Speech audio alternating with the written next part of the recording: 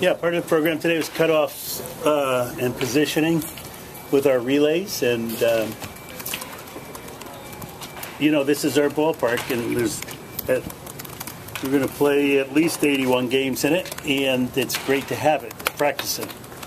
So, because there's a couple of nooks and crannies that are particular to ours, I think obviously our cutoffs and relays are a little different at times, so it's good. Guys, first day of figuring it out. I saw Dwight Evans walking in today. Really? Will he give the new outfielders some help in playing the tough Fenway? I'd love to talk to Dwight about that. He's one of the good men. And I hear Carl comes to camp too. I hope I could get him over.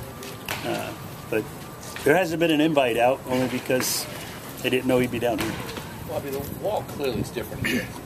It's like that big net. It's gonna, if it hits the net, it looks like it's going to hit soft. If it hits one of those stanchions, it's going to... You notice that? Yeah. So it changes the way you... Well, absolutely. Where the net is, it's a little different. There's no doubt about it. But because it's so... each ball seems to have its own individual characteristics off of Fenway that you have to be prepared to react. I think that this ball, even though it's a little different on the top, will be unique. You know, each ball will be unique. And I think that's, the key to playing left field is not necessarily the predictability, but the unpredictability of how that ball is going to come off. Always, never be surprised. Bobby, is this a situational type practice, something you've always done, or something you've done more of recently in Japan and here? Or Which situation? Like playing balls off the wall, cut off. Oh, I think most preparations are, you evolve to game simulation to get you ready for games. So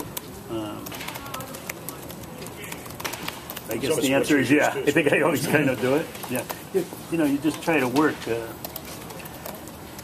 The plan was to go from just doing it by yourself to do it with a couple, to do it with a few, to do it with many. And we're at the many group of the progression. Bobby, one of the more memorable relay plays in the last decade or so was probably the Jeter play in Oakland Yankee ALCS. How unusual was it for him to be where he was? I think he later said that we'll never practice that. Yep, we'll never practice that. And I think he was out of position. I think the ball gets him out if he doesn't touch it personally. But the Jeter-like simulation today is that idea of what the first baseman and third baseman do as the ball's coming in, because they have to react and maybe change the position at where the shortstop is when the ball's coming in for right, because he does have to react to the ball. And when you see a ball in flight, you have a chance at those positions to adjust. It was amazing that he was there. And then it was more amazing to say they practiced it. I don't believe it, personally. Bobby, how would you say your arm strength is in the outfield overall? I haven't seen them all yet. I know we have one outstanding thrower, according to Alex Attila. And it's not Alex. He was an outstanding thrower. But Lynn is in a different place. But I think, from reports, a couple of the arms are a little lower on the rating scale.